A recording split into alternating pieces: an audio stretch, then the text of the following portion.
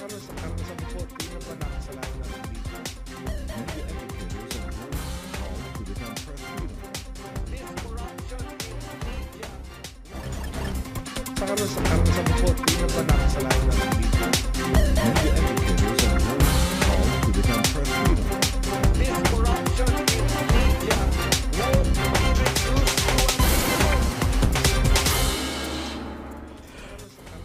Good evening. You're watching News Cafe on the Solar News Channel. I'm Mitzi Borromeo. For the whole month of March, we will be featuring women who have inspired and made a difference in Philippine society and culture to give tribute to their unparalleled achievements in our celebration of Women's Month. Tonight, we have with us the country's first Prima Ballerina. She is also the Artistic Director of Ballet Manila and Directress of Ballet Manila School. We welcome tonight Liza Macuja Elizalde. Good evening, Liza. Good evening, Mitzi. Pleasure to have you here. Now, you're retired. You just retired last December after your Swan Song series, but you're not leaving us just yet. You're not leaving the stage, are you? No. What is it like now? You're still very busy. I am still very busy, but I've retired from the full-length ballet productions. Yes. I still do guest appearances in ballet concerts and special events. I'm still dancing. Yeah. In fact, it was a very busy time for you the past few weeks, no? Yes, 2 weeks ago, we finished the 18th season of Ballet Manila with Heart to Heart, Ballet and Ballads. And yeah, it was 9 performances. Wow, that's definitely not retirement. No. You're busier now. No. Interesting, you performed with your sister who sings and is also I performed with the West End Mamas and Papas. Yes. My sister is a musical actress Yes. based in London, and she has a group called the West End Mamas, who also have their papas with her. It's a trio, and they have 2 singing husbands and 1 violinist husband. That's the violinist is the husband of my sister. Yeah. So we had a whole menage of song, music, and ballet. Well, this is what you call spot performance, right? You now do spot performances, so not full performances, just certain aspects of a concert. Yeah. Well, we'll be talking more about your retirement later, but for now, I'd like to ask about how it was growing up to become a ballerina. Well, your family was always into the arts. How was it? Were your parents influential in getting you to ballet? Yeah, well, my mom, of course, brought me to my first ballet class. I was almost 9 years old, quite late to start ballet now, if you think about it. But she did ballet before, from the age of 6 until the age of 13, and then she had to stop because there was a papal nuncio ban on ballet. And so her dreams of becoming a ballerina were crushed by that ballet ban in the 1950s. Yeah. So when she had me, I was her first daughter, and she would show me pictures of herself dancing, and she saw that I had her flexibility, and I sort of wanted to take up ballet. Yeah. But I really didn't take it seriously until the age of 14. My dad naman sings, and my mom actually sings as well. So we grew up really doing a lot of productions, family productions in the parties then. So very much into music. You're exposed to music, books, movies. We were enrolled in piano lessons. You know, we were brought to the theater to watch performances, whether it was live theater or dance. So it was growing up really immersed in listening to music, classical music, in my grandparents' house also at that time, and dancing and singing, performing. And your siblings also got into the arts. Some were musicians as well as actors or actresses, right? That's right. All of us, all 4.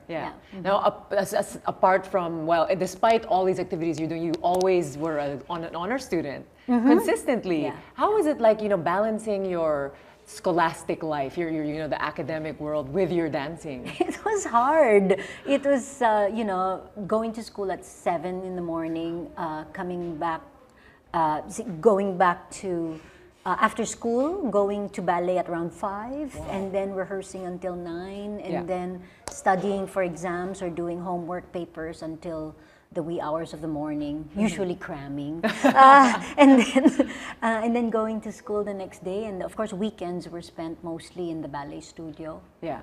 So the journey to becoming a prima ballerina was not easy, huh? Yeah, it's not easy. It continues not to be easy. Yes, yes. But at least you did not neglect your studies, huh? You really kept up with it. Well, that was my deal with my parents. My parents said that once the grades suffer, then the ballet will have to go.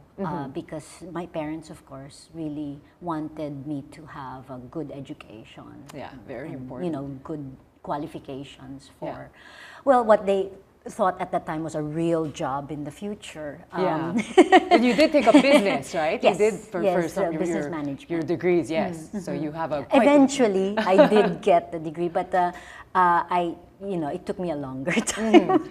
Because of your prima ballerina journey. Yeah. Well, you also had quite an education in life when you went to Russia. You were in Russia during the Cold War. Tell us about that experience. How you got there. I left for Russia in 1982. I had just graduated from St. Teresa's College in Quezon City. So you can imagine, from a very sheltered life in a convent school exclusively for girls, my world was like home, ballet, and school. You know, it was like that. And then I was suddenly plunged into this new culture, communism. Wow. Yeah. It was winter in St. Petersburg when I arrived. The first snow fell, in fact. Wow. I did not really speak Russian at all. I had lessons before I left for Russia in 1982, but it doesn't prepare you for everyone just speaking rapid Major Russian. culture shock. And then, of course, the dormitory, we were like 16 girls all sharing 4 rooms with one kitchen, one bathroom, one toilet. It was a major culture shock. Plus the fact that, it's a new society, so it was a different way of life. We were lining up for groceries. Shopping was not that easy at that time. Cooking for yourself, cleaning, and of course attending all your classes. I was in school from 9 in the morning till 9 at night. Wow. It was really, I think the first year in Russia was for me the toughest year of my life. And imagine that, the communication then, it was snail mail, having to make calls to your family. Yes, there was no emails, No, there was no internet. Skype. I read that when your dad went to visit you, he cried because he saw the situation you were living in. I had a bed, I had a closet, and that was it. And now you speak fluent Russian. Yes. But at the time you were the only Asian, no? So what was it like becoming prima ballerina in that kind of environment? Oh, I wasn't prima ballerina Yet at that time, but when I did my first performance in Russia, I remember the Russian press calling me, the first prima ballerina of the Philippines, or the future prima ballerina of the Philippines, and announcing in the headline, the Russian ballet school has produced the future prima ballerina of the Philippines. But at that time, I just really, really loved to dance, and I loved to dance the classics. And so my dream role at the time was Kitri in Don Quixote, and I was watching the Mariinsky Ballet almost every week. We had free student passes. I was immersed in that 250-year-old Russian tradition of passing down the classical ballet art to the next generation of dancers, and I graduated from the Leningrad Choreographic School in 1984, and then was invited to perform and work with the Mariinsky Ballet, the Kirov Ballet at that time. But also at the time, it was a period of transition in Russia because you were the first foreign soloist to yes, join yes, that I ballet. was. And then what happened was there was the change, perestroika happened.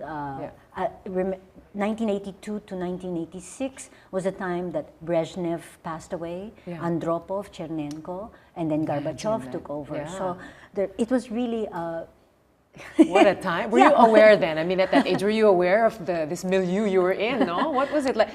All these political and economic changes going on around you? Of course, you cannot help but not be aware of Yeah. everything that was happening. Yeah. I mean, I had made a lot of friends already in the Russian ballet school and in the community in general. I was dreaming in Russian, so I was like, it's like a second home to me. Up to today, it Yeah. continues to be a second home. Yeah, that's part of who you are, Yes, isn't it? it is. So of course you returned shortly after that. It was 1986 that you returned, and that's There was a when- blip, though. I thought that I would be proceeding to London from Leningrad. Yes. But then, that was one of your first yes, heartbreaks. it didn't happen. Yes, so. you were invited to join the what was it called? The Sadler's Wells Royal Yes. Ballet. So what happened? Why couldn't you do it? Well, the equity would not give me a working permit or work visa, and Sadler's Wells could not prove that no other British citizen could do my job. Yes. And they wanted me to study for 6 more months in the Royal Ballet School so that I would graduate with a diploma from the Royal Ballet School or marry a British citizen, Oh, which, at the you know, time. at the time was just, You that's were young impossible. and not that desperate. Yeah. Plus, you know, I had already worked for 2 seasons in the Mariinsky Ballet, so Yeah. the thought of going back to school just did not sit well with me. So the next best thing, that's when you decided I'm going to go back to the Philippines. I went back to the Philippines. Actually, at that time, I thought that it would just be a pit stop. I would do my homecoming performance, and I was offered to become the first artist in residence of the CCP for a year. Yeah. And so I was able to dance with both Ballet Philippines, and when they formed Philippine Ballet Theater, I also Yeah. performed with Philippine Ballet Theater. Yeah. And then it just blossomed into a career where I was based at home, based in Manila, and then I was receiving invitations to perform abroad in Russia, in New Zealand, in You went to all Singapore, continents. I heard it was in like 81 the United countries. States. You know, I Amazing. So I had the best of both worlds. Really, Yeah. I was home with my family, and I was dancing both in all around the Philippines and abroad. Yeah. And eventually you put up your own ballet company. What was it, in Eventually, 1995? You yes, in established Ballet Manila. 1995, I put up Ballet Manila. So you put this up with another ballet master, Osias Barroso. Osias Barroso. Osias, sorry, I said it wrong. Osias. And at the time, ballet was just coming up. What was it like then, at the time? Well, there were birthing pains, of course. Ballet Manila, I'd like to think of in 2 periods. You know, the first is the first 2 years of Ballet Manila, which I call BF, or Before Fred, and Ballet Manila AF after Fred. Okay. You know, Ballet Manila before Fred. Of course, Yeah. we were a struggling company of 12 dancers, an artistic director. We had no home studio. We had no home theaters. We were touring. We were mainly a touring company. Yeah. And I was doing everything from the dancing to the teaching, to even the music editing, Wow. press releases, sponsor hunting, you know, all the letters of communication. I was even doing the layouts of our programs, everything. One-woman band. Yeah, it was a one-woman show for that period. And then after Fred, of course, he built us a studio, and he built me 2 theaters to call my own. Wow. And then it's now expanded to 3 studios, and it's really, and as you know, a performance season. And we just 2 weeks ago we finished our 18th season of Congratulations, Ballet Manila. yeah. So yeah, Wow, well, now we're 65 dancers, Yeah. and we average around 200 performances a year, and we've toured internationally, and just, you know, keep on dancing. Next generation, the next generation.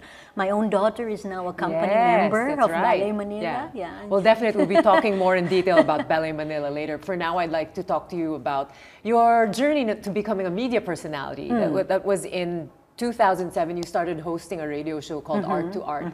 How did that come about?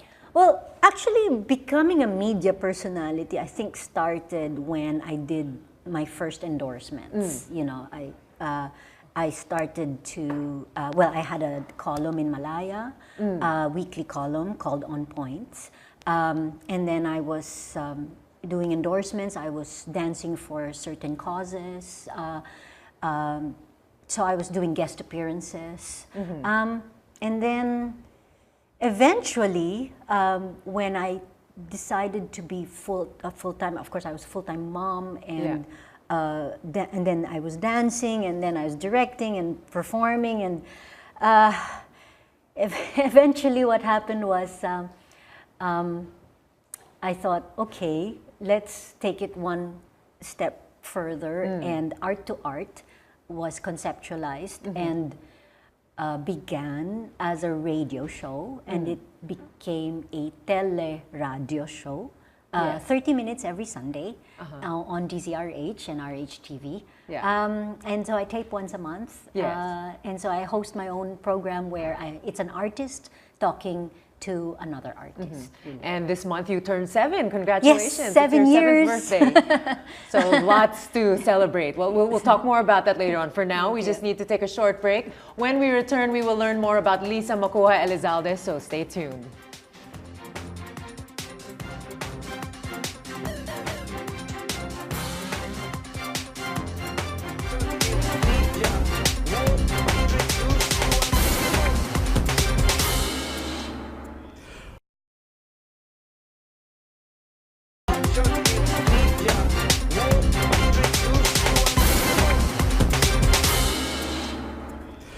You're still watching News Cafe on the Solar News Channel, and still with us is Liza Macuja Elizalde. All right, Lisa, we were just talking about Art to Art. Now, what was the initial goal for this? Did you want to bring art more to the masses? Yes, I wanted to basically show from all forms of the art, the more human side of the art, you know, the person behind the artist. Yes, yes. Because people often think that arts like ballet, many of these are for the elite. What do you have to say about that? Do you think that it's not something that the masses would really resonate with? Yeah, it's a misnomer because, you know, definitely the arts, the patrons of the arts really are the rich, you know, families. I mean, even if we trace back the history of ballet, for example, the Medici family of Italy began ballet as a court dance and then eventually brought it to France. And it was in France that the first ballet school was formed, you know. So really the patrons of the art are the rich, and they support and make it possible for great artists to thrive. And I don't deny that Fred, my husband, is the greatest patron of Ballet Manila, and his support has definitely enabled my own career to be as long as it is at the moment.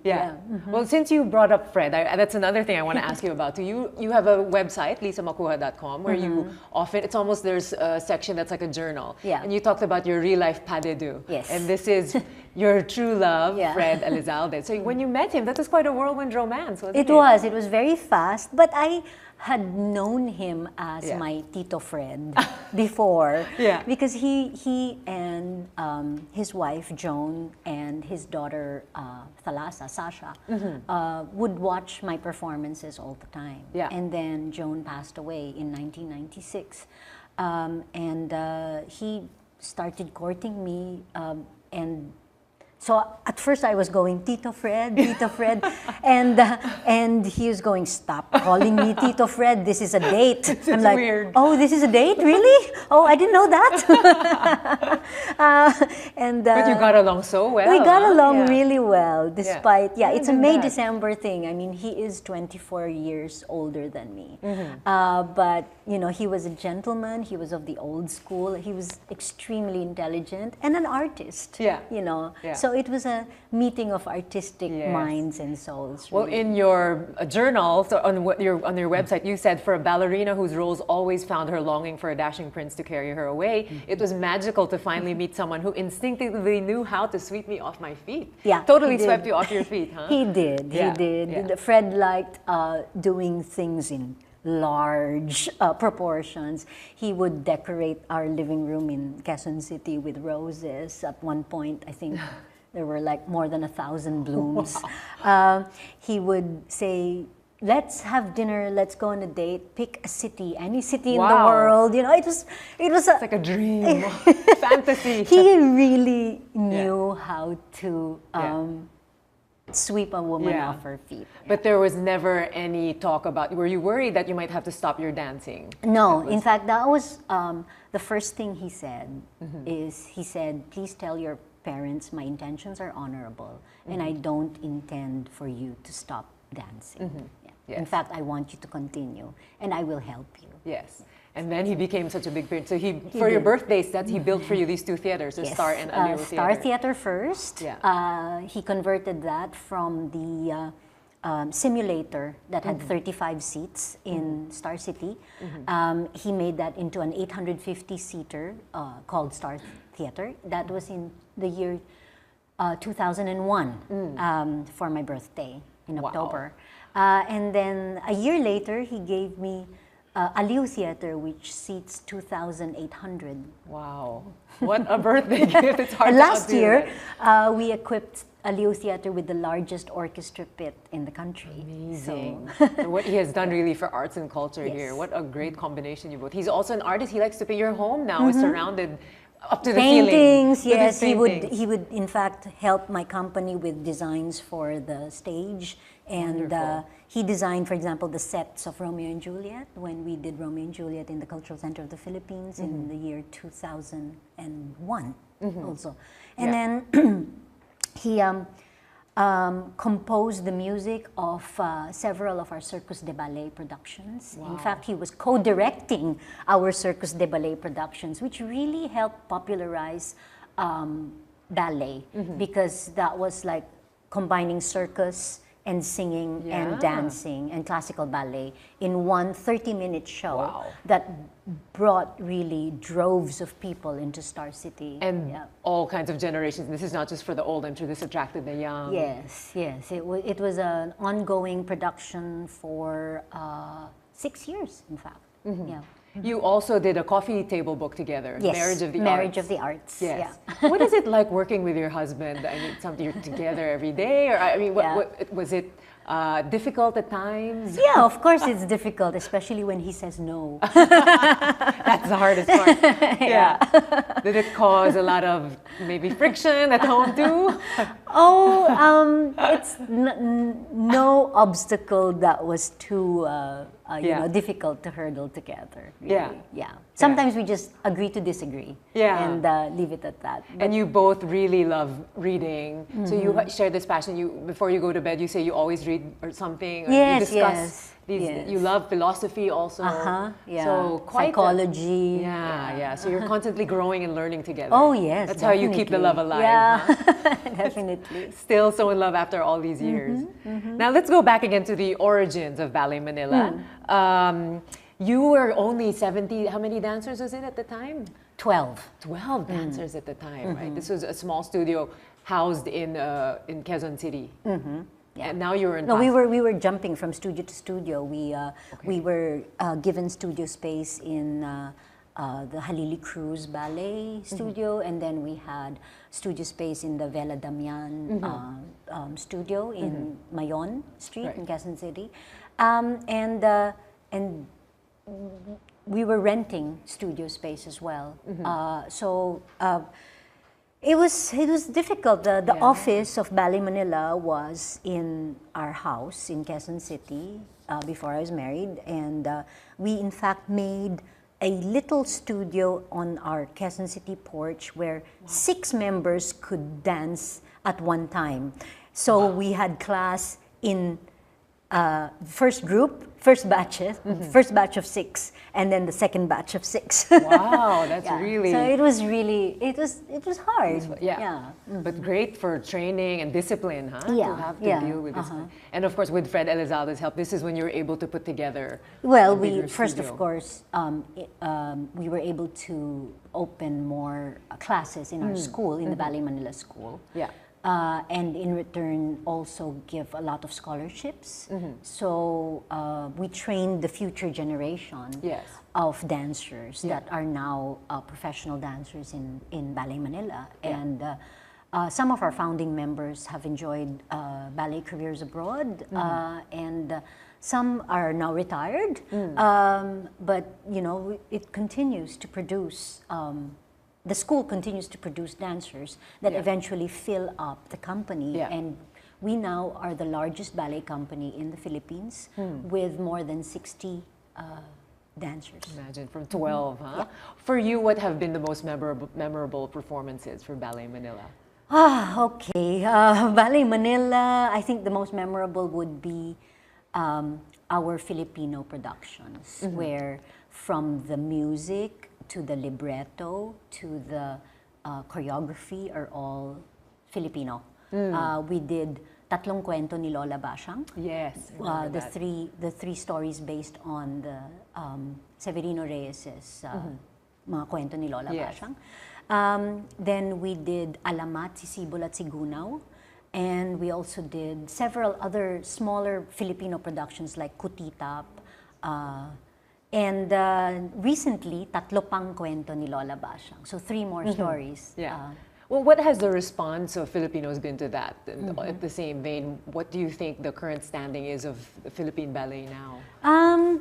You know, there is an audience for Philippine ballet. In fact, I feel that we have a very discerning and educated audience now. You know, before, when I used to dance at 17 in, for example, concert at the park, I would bring my leg up and the audience would start screaming and, you know, hooting and howling, and, you know, there was like, oh, I see leg. And now when I perform, for example, I perform Swan Lake in Aliw Theater, and the audience is from all walks of life and not necessarily the bejeweled and bedecked crowd. This is the chinelas, sando, shorts and slippers crowd. And they love it. They love the show, and they're quiet, and they clap at the right time. They know how to appreciate and they know how to appreciate it, and they understand what's going on stage. And I feel that the popularizing of the art and bringing the ballet to the people and people to the ballet by performing in non-traditional venues, you know, going to the provinces, going to the school gyms. You know, I do lecture demonstrations. I do ballet and ballads concerts where we combine ballet with original Filipino music and a live singer, or ballet and a band, you know, or... is it true you've performed in a even in a cockpit in basketball court? I've performed in... I've performed everywhere. In fact, on top of soft drink cases that were nailed together and then plywood on top in Zamboanga. Wow. We did that as well. We've performed on the streets. We've performed in, you know, in all sorts of settings, in little towns in Mindanao where the frogs or the cats or the bats would make guest appearances during our performance. Natural props, huh? So this is all part of your mantra, bringing ballet to the people and people to the ballet. So you feel you've really accomplished your mission? Yeah, well, we're doing our best. And I think the track record of Ballet Manila with more than 200 performances a year, and the free performances that we have in Star City, and the regular touring that we do all over the country, we are slowly accomplishing this. And it is not work that stops, you know, overnight with one performance. It has to be continuous, because, you know, I get audiences who come up to me and say, I watched you when I was in grade school, and now this is my daughter, I want her to become a ballerina. And I'm like, oh gosh, that makes me feel so old, but thank you so much. So was it like you also give talks in lecture demos and talks in malls? Recently you did malls, one at SM we did one in SM Aura recently. What is it like when you're speaking there? I mean, what is the reaction of the people? Well, I try to gauge the audience. Of course, there is always the I try to hook them in by making them actually try to turn out and dance and do a basic fifth position of classical ballet, where you have to rotate the legs in the hip socket 90 degrees to the right, 90 degrees to the left. That's 180-degree turnout that that a ballet dancer has to achieve by, you know, practice, rehearsing, and exercises. You know, and so once you ask them to try and do that, and then they immediately appreciate the hard work that goes behind a ballet performance, why ballet dancers are often called performing athletes, and how difficult it is because as ballet dancers, as artists, we're not supposed to show the audience that it's difficult. Make it look so easy. We have to make it look easy, we have to look light, and all the dancing has to look effortless. Exactly. Yeah. And that's where all the effort is needed. So they then develop a better appreciation of this. That's when right. you go to schools, what is it that you try to really stress to the young students? How to appreciate a ballet performance. And of course, I try to answer all their questions. And I try to show how there are different kinds of ballet. There's the classical, neoclassical, contemporary, modern, and Filipino. And I try to just open their minds up to the world of the theater, the performing arts, and strictly speaking, classical ballet in general. And it's great, you have something called Project Ballet Futures, which is a scholarship program for underprivileged children. Tell us more about that. Well, Project Ballet Futures became my formal scholarship program in 2008. But I had scholars before, even when I had not yet even formed Ballet Manila. I was already teaching. In fact, my first student was the son of my manicurista. Really? And our boy in Quezon City, our errand boy in Quezon City. So I just felt that there was a need to train male ballet dancers because there was a demand for this. And I realized that I could train male dancers to become professional dancers and be able to earn a living from their dancing. And then I realized that because of this male ballet scholarship that I was doing, I now have more males than females in Ballet Manila. Really? So in 2008, I decided to go out and give scholarships to female dancers as well. But with the female dancers, you have to start a lot earlier. You have to give the scholarship at the age of 8, 9, 10, 11, 12. So Project Ballet Futures was formed. It was by audition only. I first partnered with Philippine Christian Foundation Incorporated. It is a school in Tondo. I went to the school. I looked at several girls and boys, and I offered scholarships to, I think, around 40 ballet students. What is your criteria? How do you choose them? Well, we look for bodies. So flexibility, line, and coordination, musicality, and of course, after at least 2 years of daily training, you can already see the potential of the child. And yes, there are children who drop out of the program. In fact, our dropout rate is quite high because it is very, very difficult work. And what's wonderful about this, beyond the training, you support them also through meals. Well, that's very important because for a ballet dancer, their bodies are their instrument. And so that body has to be strong and that body has to be nourished and well taken care of. And one of the famous scholars we've been seeing is Jessa. Well, she came out on CNN too. Yes, and you danced with her in one of your last performances, right? Yes, Nutcracker. We did Nutcracker together. Well, we'll be talking more about some of your other performances, but again, we will take another short break. When we return, we will know more about Liza Macuja Elizalde, her advocacies as a woman and as a mother.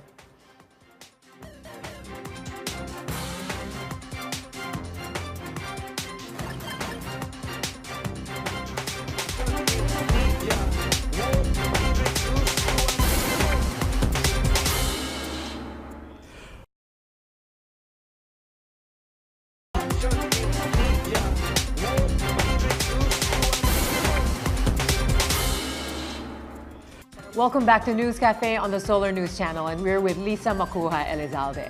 Now, Liza, in 2012, Senator Miriam Defensor Santiago filed a resolution where she was pushing for you to be a national artist for dance.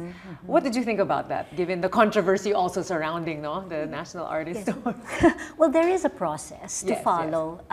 Being nominated through a Senate resolution is, of course, a first for any artist in the Philippines to be nominated for a national artist, for the National Artist Award. But the award itself is quite controversial, and it goes through a very intense selection process. Right. And there's a lot of lobbying involved. But when a senator like Senator Miriam nominates you and you get a Senate resolution signed by Senator Juan Ponce Enrile saying that you have been nominated by the Senate for National Artist Award for dance. It is, of course, extremely flattering and it's a great honor. But there is a process, so we just follow the process. Yeah. Oh, I'd like to read what she said about you because this speaks volumes of what you've done for the country. Lisa is hailed as the ballerina of the Filipino people. No Filipino ballerina has yet surpassed the recognition and pride that you have brought to the Philippines. She is the embodiment of talent, creativity, and imagination, technical proficiency of the highest order, grace and humanity that makes her worthy of the title of national artist. So you have contributed so much to arts and culture in the Philippines. Well, the greatest compliment really that Senator Miriam did for me was actually come and attend and watch my performances. For me, that's that's when somebody sits down, buys your ticket, and watches your performance.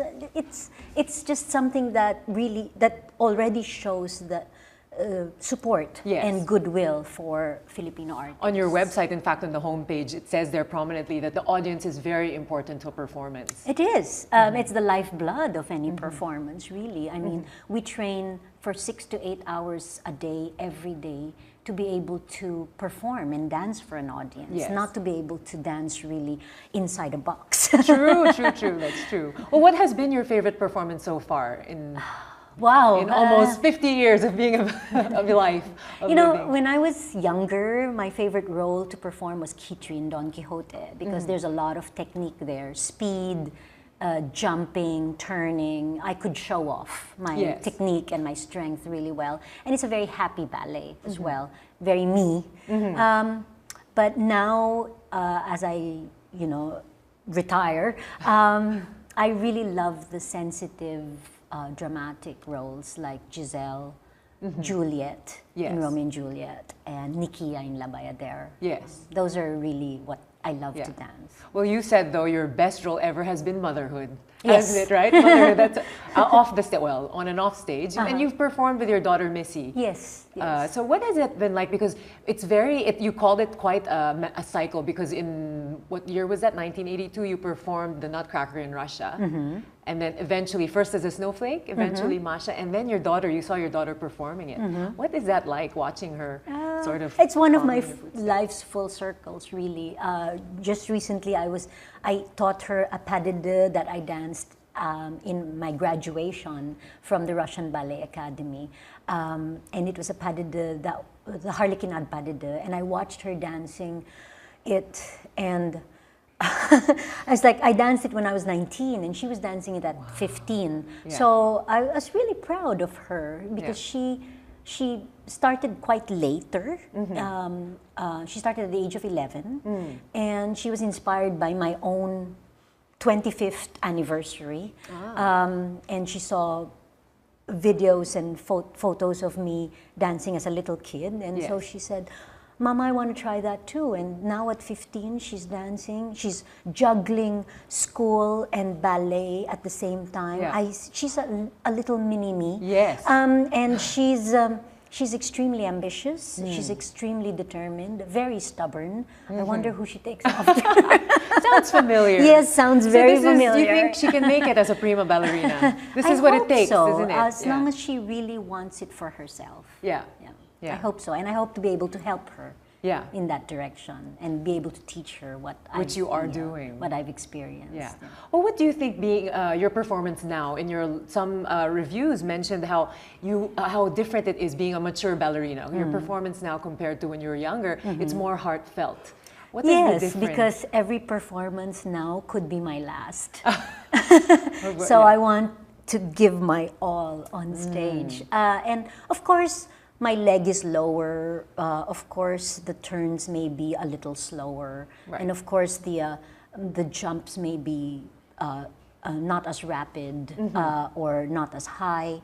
But I like to think that I'm keeping the lightness, Yes. the effortlessness of the art, and of course the drama and the emotion gained from more than 40 years of ballet Yes. experience and training. Yeah. Well, off stage, you've done a lot. We've spoken about your advocacies earlier, but you were also very much involved in UNESCO. You were the vice chairman of the Philippine UNESCO National Commission, and you're still active in the cultural In the arm. cultural committee, yes. Yeah. And you also were the commissioner of the National Commission on the role of Filipino women. That's right. So what were you doing exactly? What were some of the projects that you were involved in? Well, mainly I was able to host different festivals for UNESCO so that we could be able to have cultural exchanges. Yes. So my ballet company would perform in all over Southeast Asia, participate in festivals, and Yes. then we would host exchange programs also in Aliw and Star Theater. Right. You're also very much, you're quite involved with a lot of social media. How do you think social media is promoting ballet and the arts and even your advocacies? Yeah. Well, first of all, you have immediate feedback. Yeah. There's, it's a communication tool, really. You can, Right. you can say, "Hey, I have a show. Come and watch." Yeah. Or you can discuss Yes. all sorts of things on Facebook, on Twitter, Instagram, and. Really, it's just a communication tool. Yes. And it shows also what the audience likes, Right. what the audience prefers. And as artistic director, I actually use this kind of feedback Yeah. to promote and to complement and plan my Yes. season. Yes. Yeah. So we might be seeing you more active on that as you retire. Yeah, it's a direct link to, Yeah. to the audience, really. True. And before, the audience would just give you your feedback after the performance, maybe, and through, applause and things like that. But now with social media, YouTube. Yes, I they can mean, watch you- you over and over. Yeah, and for example, our YouTube videos have resulted in invitations for Ballet Manila or Yes. myself to perform in performances abroad, and it's just it's a link Yeah, to yeah. a global audience. Yes. Well, this year, in October, you'll be celebrating your 5th decade, isn't it? Now, Yes. what is it like, semi-retired? I can't say you're exactly retired. What has been keeping you busy, and what might you be looking forward to this 5th decade of your life? Well, I'm looking forward to teaching a lot more. I'm looking forward to expanding my school, the Ballet Yes. Manila School. And I am looking forward to a wonderful birthday celebration. I believe in creating memories Yes. more. So celebrating my birthday with a special birthday concert. Wow, so we better start saving October up for that. 4. You have a date already, so Yes, big plans for your October birthday. 4, Saturday night. Quite Yeah. a lot to look back on and be One night grateful only. for. Yes, so we'll keep that in mind. What does it feel like being such an inspiration to women? Not even just women, but all over the country and the world even. How do you feel? Well, it's a big responsibility. It is. And it makes me extremely nervous before every performance because a lot is expected from you. And I think the nerves are great. 'Cause Yeah. I think it's good to be a little nervous because if you're not nervous at all, that's the most dead performance you can give. Yeah. Is if you're not excited or nervous at all Yeah. before a performance. And it's a huge pleasure also Yeah. to be able to go out on stage and be recognized and be appreciated up to Yes. now after more than 30 years of dancing. It's really it continues to be present. Right. And you're still there's still a lot that you want to do, huh? So even though you're retired, you've said that your schedule is even getting busier now. Oh yes, because I try to, of course, accept a lot of invitations to talk. I mean, in schools and inspire and direct and teach really and choreograph as well, conceptualize. I want to continue to bring ballet to the people So and giving people to the back ballet. through ballet, yes. Writing is also a form of catharsis, I guess, for you. You might be going back to writing. I hope so. You might be seeing another column maybe in the future. Maybe, yes. Also, maybe some articles and and my websites, of course. So right now, what inspires you, or who have been your biggest inspiration? What inspires you as you go along this journey? Oh, my inspiration continues to be my family and my company. Yeah. Interestingly, your parents started the Southeast Asian Institute for the Deaf. So you have also done a lot of work with the deaf. Is it the institute or the Southeast Asian Institute for the Deaf? Yeah. Yes. They because my grandparents were both deaf. So this is why your mother was very active in that. Yes, Yeah. that's right. Yeah.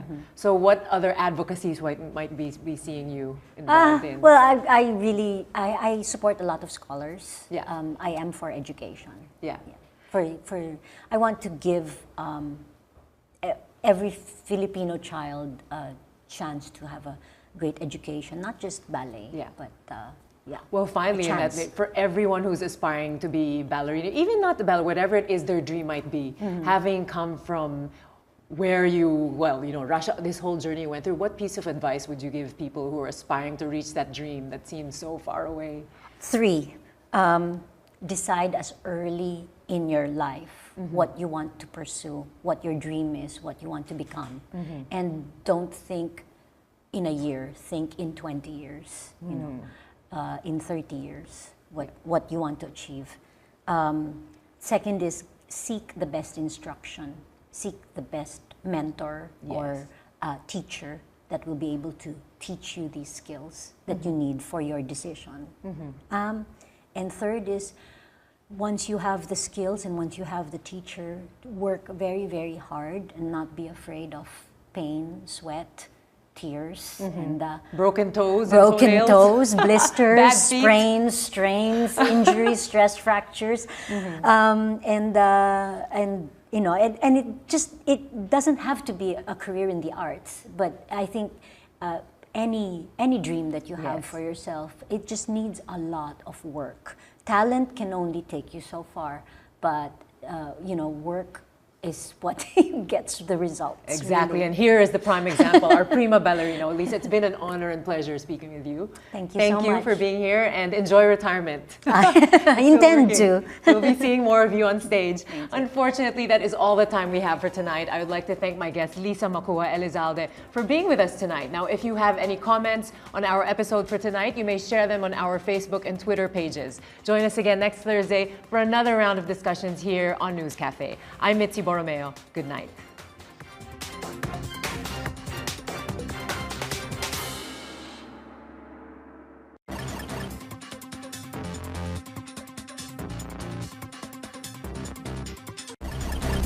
Sa karanasan mo po, tingnan ba na kasalanan ng video? Media educators are warning call to become press freedom. This corruption in media would introduce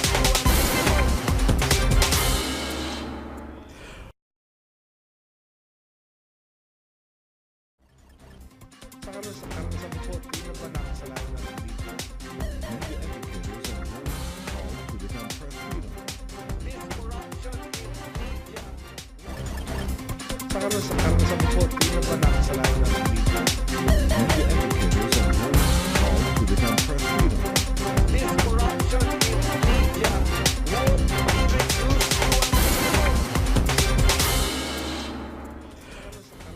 Good evening. You're watching News Cafe on the Solar News Channel. I'm Mitzi Borromeo. For the whole month of March, we will be featuring women who have inspired and made a difference in Philippine society and culture to give tribute to their unparalleled achievements in our celebration of Women's Month. Tonight, we have with us the country's first Prima Ballerina. She is also the artistic director of Ballet Manila and directress of Ballet Manila School. We welcome tonight Liza Macuja Elizalde. Good evening, Liza. Good evening, Mitzi. Pleasure to have you here. Now, you're retired. You just retired last December after your Swan Song series, but you're not leaving us just yet. You're not leaving the stage, are you? No. What is it like now? You're still very busy. I am still very busy, but I've retired from the full-length ballet productions. Yes. I still do guest appearances in ballet concerts and special events. I'm still dancing. Yeah. In fact, it was a very busy time for you the past few weeks, no? Yes, 2 weeks ago, we finished the 18th season of Ballet Manila with Heart to Heart, Ballet and Ballads. And yeah, it was 9 performances. Wow, that's definitely not retirement. No. You're busier now. No. Interesting, you performed with your sister, who sings and is also I performed with the West End Mamas and Papas. Yes. My sister is a musical actress Yes. based in London, and she has a group called the West End Mamas, who also have their papas with her.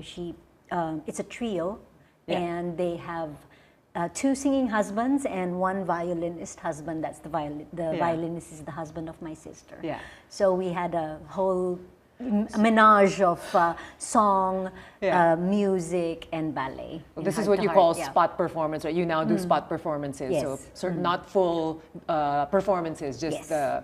certain aspects of a concert. Yeah. Well, we'll be talking more about your retirement later, but for now, I'd like to ask about how it was growing up to become a ballerina. Well, your family was always into the arts. How was it? Were your parents influential in getting you to ballet? Yeah, well, my mom, of course, brought me to my first ballet class. I was almost 9 years old, quite late to start ballet. Now, if you think about it. But she did ballet before, from the age of 6 until the age of 13. And then she had to stop because there was a papal nuncio ban on ballet. And so her dreams of becoming a ballerina were crushed by that ballet ban in the 1950s. Yeah. So when she had me, I was her first daughter, and she would show me pictures of herself dancing, and she saw that I had her flexibility, and I sort of wanted to take up ballet. Yeah. But I really didn't take it seriously until the age of 14. My dad naman, with my parents, my parents said that once the grades suffer, then the ballet will have to go. Because my parents, of course, really wanted me to have a good education. Yeah, very and, important. you know, good qualifications for, well, what they thought at that time was a real job in the future. And you did take up business, right? Yes, You did for some of business your management. degrees, yes. So you have a quite Eventually, I did get the degree, but it took me a longer time. because of your prima ballerina journey. Yeah. Well, you also had quite an education in life when you went to Russia. You were in Russia during the Cold War. Tell us about that experience. How you got there. I left for Russia in 1982. I had just graduated from St. Teresa's College in Quezon City. So you can imagine, from a very sheltered life in a convent school exclusively for girls, my world was like home, ballet, and school. You know, it was like that. And then I was suddenly plunged into this new culture, communism. Wow. Yeah. It was winter in St. Petersburg when I arrived. The first snow fell, in fact. Wow. I did not really speak Russian at all. I had lessons before I left for Russia in 1982, but it doesn't prepare you for everyone just speaking rapid Major Russian. culture shock. And then, of course, the dormitory, we were like 16 girls all sharing 4 rooms with 1 kitchen, 1 bathroom, 1 toilet. It was a major culture shock. Plus the fact that, it's a new society, so it was a different way of life. We were lining up for groceries. Shopping was not that easy at that time. Cooking for yourself, cleaning, and of course attending all your classes. I was in school from 9 in the morning till 9 at night. Wow. It was really, I think the first year in Russia was for me the toughest year of my life. And imagine that the communication then it was snail mail, having to make calls to your family. Yes, there was no emails, there was no no internet. Skype. I read that when your dad went to visit you, he cried because he saw the situation you were living I had in. a bed, I had a closet, and that was it. Yeah. And now you speak fluent Russian. Yes. But at the time you were the only Asian, no? So what was it like becoming prima ballerina in that kind of environment? Oh, I wasn't prima ballerina Yet. at that time. But when I did my first performance in Russia, I remember the Russian press calling me, you know, the first prima ballerina of the Philippines, or the future prima ballerina of the Philippines, and announcing in the headline, you know, the Russian ballet school has produced the future prima ballerina of the Philippines. But at that time, I just really, really loved to dance, and I loved to dance the classics. And so my dream role at the time was Kitri in Don Quixote, and I was watching the Mariinsky Ballet almost every week. We had free student passes. I was immersed in that 250-year-old Russian tradition of sings, and my mom actually sings as well. So we grew up really doing a lot of productions, family productions in the parties then. So very much into you're exposed to music, books, movies. We were enrolled in piano lessons.